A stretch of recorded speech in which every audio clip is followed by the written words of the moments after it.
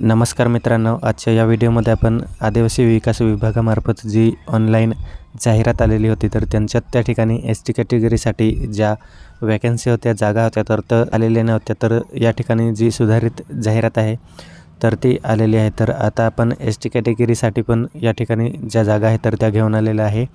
तर त्याची अपडेट आहे तर ती या ठिकाणी पाहणार आहे. आपण या ठिकाणी पाहू शकतात, दिनांक दिलेला आहे आपल्याला 29 एप्रिल 2026 आणि सुधारित जाहिरात जी आहे तर ती दिलेली आहे आपल्याला सरळ सेवा भरती 2026 मधून.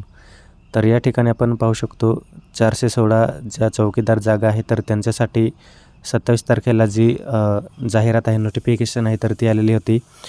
सदर जाहिरातीतील पदसंख्येत अंशतः बदल करण्यात आला असून त्या ठिकाणी जी जाहिरात आहे तर ती शासकीय आश्रमशाळा वसतिगृहातील त्यांच्यासाठी जी सरळ सेवा कोट्यातील जी जागा आहे तर त्या भरण्यासाठी आलेल्या होत्या.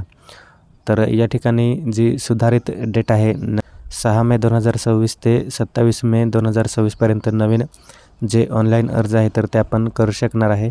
या ठिकाणी जिल्हा आणि प्रकल्पानुसार त्या ठिकाणी आपल्याला जागा दिलेल्या आहे. तर या ठिकाणी डेट आहे तर ते पाहू शकतात.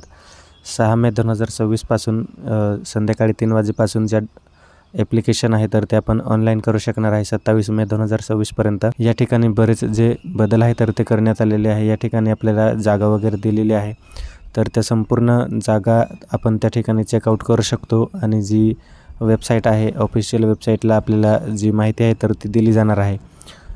तर या ठिकाणी आपण ज्या जागा आहेत तर त्या आपण त्या ठिकाणी पाहू शकतो. एस टी कॅटेगरीसाठी या ठिकाणी धुळे जिल्ह्यात 3 जागा दिल्या गेलेल्या आहे आणि त्यानंतर खालती आपण नाशिक जिल्हा बघू शकतो. नाशिकमध्ये आपल्याला 9 जागा ॲड करण्यात आलेल्या आहेत. त्या ठिकाणी जनरलसाठी 4 जागा आहे आणि महिलासाठी 3 जागा आहेत. तर अशा पद्धतीने ज्या जागा आहेत तर त्या ठिकाणी ॲड करण्यात आलेल्या आहेत.